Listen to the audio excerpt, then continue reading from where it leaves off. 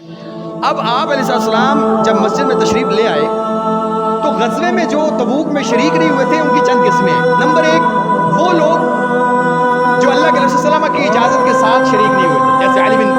ابی طالب ہیں رضی اللہ تعالیٰ عنہ، آپ صلی اللہ علیہ وسلم نے خود ان کو کہا تھا کہ یہاں رکیں، محمد بن مسلمہ ہے، عبداللہ بن ام مکتوم ہے، دیگر صحابہ، تو اللہ کے رسول صلی اللہ علیہ وسلم کے کہنے پر یہ تبوک میں شامل نہیں ہوئے تھے۔ صحابہ کہتے ہیں آپ صلی اللہ علیہ وسلم بیٹھے ہیں تو جم گٹا لگ گئے، لائن لگ گئی، منافقین آ رہے ہیں، اور صلی اللہ گھر میں مال تھا، گھر والے تھے، تو آپ ہمارے لیے استغفار کریں۔ اللہ کے رسول ان کے عذر قبول کر رہے ہیں، منافقین عذر پیش کر رہے ہیں، آپ نے ہر ایک کی بات سنی، جانے دیا جائے، عذر قبول کرتے جا رہے ہیں۔ یہاں پہ یہ تین لوگ جن کا خاص طور پہ سورہ توبہ میں ذکر آیا ہے، کعب بن مالک، مرارہ بن ربیع اور ہلال بن امیہ، صحابہ کہتے ہیں اس واقعے کو کعب بن مالک خود بیان کرتے ہیں۔ صحابہ کہتے ہیں جب کعب بہت بوڑھے ہو گئے نا، نابینا ہو گئے، تو ان کے بیٹے نے ان سے پوچھا ابا جی وہ جو آپ غزوے سے پیچھے رہ گئے تھے تبوک والے سے، وہ تو سنائیں، وہ کیا معاملہ ہوا تھا؟ کعب یہ خود قصہ سناتے ہیں۔ کعب کہتے ہیں اللہ کے نبی صلی اللہ علیہ وسلم پر اسلام لانے کے بعد میں سارے کے سارے غزوات میں شریک ہوا سوائے غزوہ تبوک کے، اور غزوہ تبوک ایسا غزوہ تھا کہ اس وقت جتنی میرے پاس آسودگی تھی اس سے پہلے کبھی میسر نہیں آئی تھی، سواری ایک نہیں میرے پاس دو تھی، مال بھی تھا، اس کے باوجود اللہ کے نبی صلی اللہ علیہ وسلم نے اعلان کروایا، اور اللہ کے نبی صلی اللہ علیہ وسلم کی عادت تھی کہ آپ جہاں جانا چاہتے ہوتے اس کا ذکر نہیں کرتے تھے، لیکن یہ پہلا غزوہ تھا کہ اللہ کے نبی علیہ السلام نے جس جگہ پر جانا تھا آپ نے باقاعدہ نام لے کے مخالفوں کا ذکر کر کے جگہ کا تعین کر کے آپ نے بتایا تاکہ تیاری کی جائے۔ سفر دور کا تھا، معاملات تھے، لہٰذا میں اپنے آپ سے بات کرتا، صحابہ تیاری میں مصروف ہیں، پھل پکے ہوئے ہیں، میں روز بازار نکلتا اور یہ دل کرتا کہ آج تیاری کرتا ہوں، کل تیاری کرتا ہوں، آج کرتا ہوں، کل کرتا ہوں، یعنی دل میں یہ نہیں تھا کہ جانا نہیں ہے، لیکن آج تیاری کرتا ہوں، کل تیاری کرتا ہوں، جیسے ہی میں گھر لوٹوں تو مجھے پتا چلے کہ ابھی تک میں ڈبل مائنڈڈ ہوں، میں نے تیاری کو نہیں کی، نہ کچھ میں نے کیا ہے، نہ میں نے کوئی فیصلہ کیا کہ میں نے کرنا کیا ہے۔ کرتے کرتے کرتے دن گزرتے گئے، اللہ کے نبی صلی اللہ علیہ وسلم نے صحابہ کو لیا ساتھ، اور آپ علیہ السلام مدینہ سے پوچھ کر میں پھر باہر نکلا، چاہتا ہوں جانا چاہیے، بالکل میں مسئول حال ہوں، کسی چیز کی کمی نہیں ہے، مجھے ہونا چاہیے ساتھ، اور کوئی بات نہیں، اللہ کے نبی ابھی یہاں پہنچے ہوں گے، میرے پاس دو سواریاں بہترین زیادہ راہ ہے، میں پیچھے سے جلدی سے پہنچ جاؤں گا۔ کرتے کرتے کرتے میں پیچھے رہ گیا۔ اب کیا؟ اب مجھے پتا چلا کہ میں نے بہت بڑی بھول کر دی۔ اب میں گھر سے باہر نکلوں تو بازار میں دیکھوں تو بازار میں جو لوگ مجھے نظر آئیں یا تو معذور نظر آئیں، ضعیف کمزور جن کے پاس مال نہیں تھا، یا منافق نظر آئیں، تو میں اپنے آپ کو دیکھوں کمزور ہو، اپنے آپ سے جواب آئے نہیں منافق تو نہیں ہو، مجھے پریشانی ہوئی، مجھے پیچھے رہ کے کتنی بڑی گئی۔ پتہ چلا جی اللہ کے نبی علیہ السلام واپس پلٹ آئے، منافقین اکٹھے ہوئے آپ کو عذر پیش کرنے کے لیے، تو آپ علیہ السلام کے سامنے بیٹھے بیٹھے بیٹھے میری باری آ گئی، کہتے میں اللہ کے نبی صلی اللہ علیہ وسلم کے قریب ہوا، آپ نے کہا کعب قریب ہو، میں اور قریب گیا، غزوے پہ کیوں نہیں گئے؟ اور کعب کہتے ہیں میں نے اللہ کے نبی صلی اللہ علیہ وسلم کو دیکھا، جب اللہ کے نبی نے مجھے دیکھا نا، تبسم المغضب، آپ مجھے دیکھ کے مسکرائے، لیکن آپ کے مسکرانے سے غصہ صاف چھلک رہا تھا۔ تو کہتے ہیں جی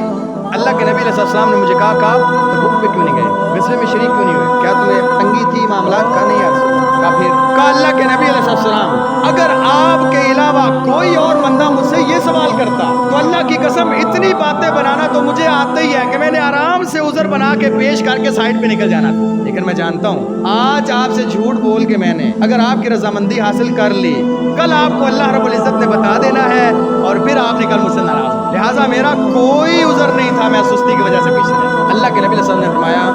یہ بندہ ہے جس نے صحیح بات کی، یعنی باقیوں کا آپ کو اندازہ تھا کہ جھوٹ بول رہا ہے، لیکن آپ نے عفو سے کام لیا، درگزر سے کام لیا، ٹھیک ہے جاؤ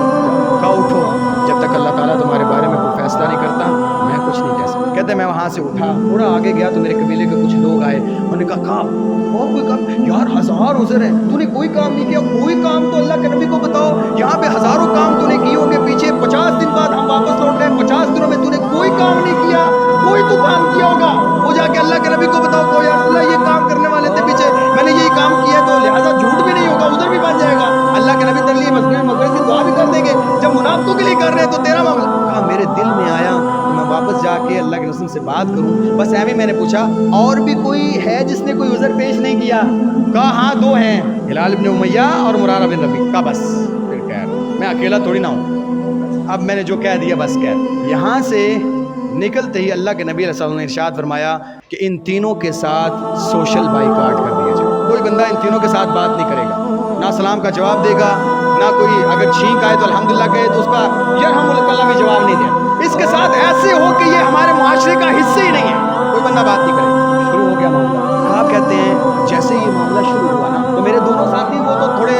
عمر میں بڑے تھے، بزرگ تھے، وہ تو گھر میں بیٹھ گئے، رونے لگ گئے، یا اللہ معاف کر دو اپنی غلطی پر۔ میں جوان جان آدمی تھا، میں بازار میں نکلوں، باہر نکلوں، لوگوں کے ساتھ ادھر ادھر جس کو بلاؤں تو بولے ہی نہ، سلام کروں جواب کوئی نہ دے۔ مسجد میں آپ صلی اللہ علیہ وسلم کے پاس تشریف لاؤں، یعنی کہتے ہیں میں اللہ کے رسول صلی اللہ علیہ وسلم کے پاس قریب جان بوجھ کے نماز پڑھتا تھا، اور میں آ کے کہتا السلام علیکم ورحمۃ اللہ وبرکاتہ، اور میں اپنے آپ سے پوچھتا اللہ کے نبی کے لب ہلے ہیں کہ نہیں، یعنی آپ نے جواب دیا کہ نہیں، اپنے آپ سے پوچھتا، میرے خیال سے کوئی نہیں ہلے، نہیں جواب دیا ہوگا، میں یہ سوچ رہا ہوں۔ میں نماز پڑھ رہا ہوتا، اللہ اکبر، اب مجھے پتا ہوتا کہ اللہ کے نبی مجھے دیکھ رہے ہیں، چونکہ میں نماز میں ہوں، مجھے احساس ہو جاتا کہ اللہ کے نبی جتنی دیر میں نماز پڑھ رہا تھا مجھے دیکھ رہے ہیں، لیکن جیسے ہی میں سلام پھیرتا اللہ کے نبی اپنا چہرہ پھیر لیتے، اور یہ میرے لیے بڑی تکلیف دہ بات ہے کہ اللہ کے نبی صلی اللہ علیہ وسلم مجھ سے بات ہی نہیں کرتے، میری طرف دیکھتے ہی نہیں ہیں، اور پھر تھوڑے دن نہیں، کرتے کرتے کرتے کرتے 40 دن گزر گئے، کوئی بندہ بات نہیں کرتا، میرا تو جینا محال ہو گیا۔ میں ایک دن بازار میں گیا تو پیچھے سے آواز آئی، کعب یا کعب، میں کہا شکر ہے کسی نے تو بلایا، میرا نام بلایا کسی نے۔ پیچھے دیکھا تو وہ مدینے سے باہر سے کوئی بندہ آیا ہوا تھا، کوئی قاصد تھا۔ میں کہا جی، کہا یہ آپ کے نام ایک خط ہے۔ میں نے وہ خط کھولا تو اس کے اندر غسان کے ایک بادشاہ کا مکتوب تھا۔ اس نے کہا سنا آپ کے، اس کے اندر لکھا ہوا تھا، سنا آپ کے ساتھی نے آپ کے ساتھ بے وفائی کر دی، تو آپ ایسے بندے تو نہیں جس کی بےزتی کی جائے، آپ تو بڑے شرف والے ہیں، ہمارے پاس آ جائے، ہمارا مذہب قبول کر لے، ہم آپ کو نوازیں گے، آپ کو عہدہ دیں گے، آپ کو وقار اور عزت اور عظمت دیں گے۔ کہتے میں نے جیسے ہی پڑھا نا مجھے لگا اللہ ایک اور آزمائش آ گئی، میں نے اسے لپیٹا، وہاں پہ تندور تھا، میں نے اس کے اندر پھینک دیا، ایسا نہیں۔ کہتے ہیں جب میں تنگ ہو گیا نا تو میرا چچا زاد بھائی تھا، وہ قتادہ بھائی بھی تھا اور بڑا گہرا دوست بھی تھا، میں اس کے باغ میں گیا، دوار پھلانگی اندر چلا گیا، میں کہا السلام علیکم ورحمۃ اللہ، بھائی جان ایک بات پوچھنی ہے۔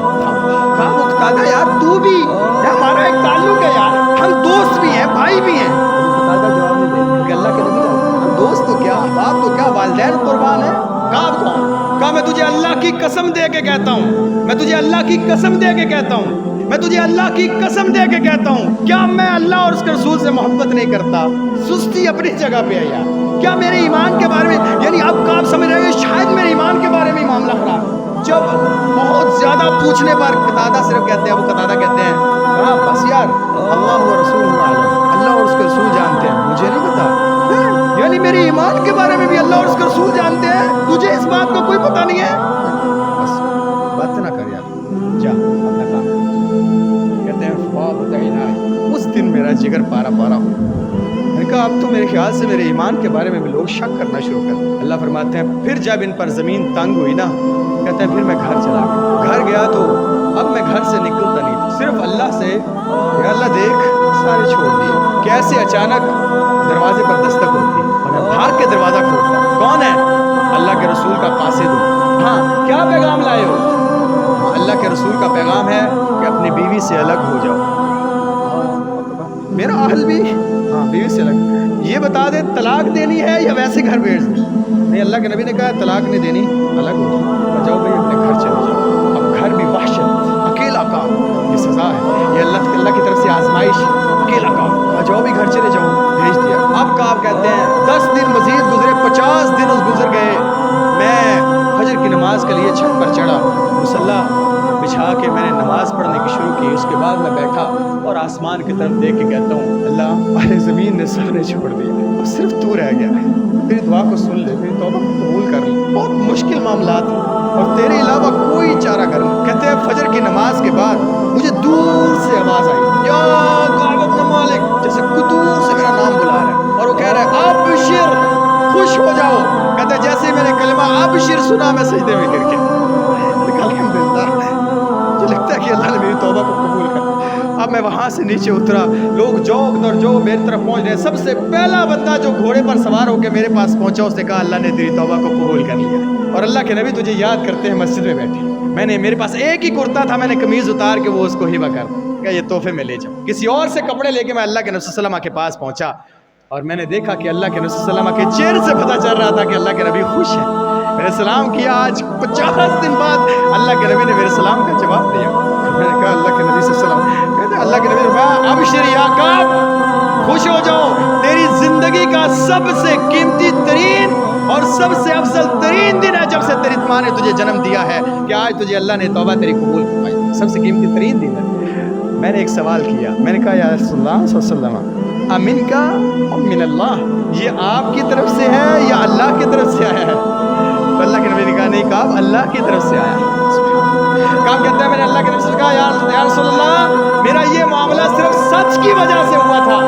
رہتی زندگی تک میں آپ سے وعدہ کرتا ہوں آج کے بعد کعب کبھی جھوٹ نہیں بولے, آج کے بعد میں مزید سچ کا اہتمام کروں, اور جتنا میرا مال میرے پاس ہے, میری ملکیت ہے, میں اللہ کے راستے میں صدقہ کرتا ہوں اس خوشی میں. اللہ کے نبی نہیں, ہم سے کیا کعب تھوڑا سا پاس رکھو, کعب کچھ پاس رکھو. کہا اچھا خیبر والا مال میرے پاس رہے گا, باقی سارا اللہ کے راستے میں صدقہ کرو. اس سے اللہ تعالیٰ نے ان تینوں کی توبہ کو قبول کیا, ان کا ذکر کیا قرآن.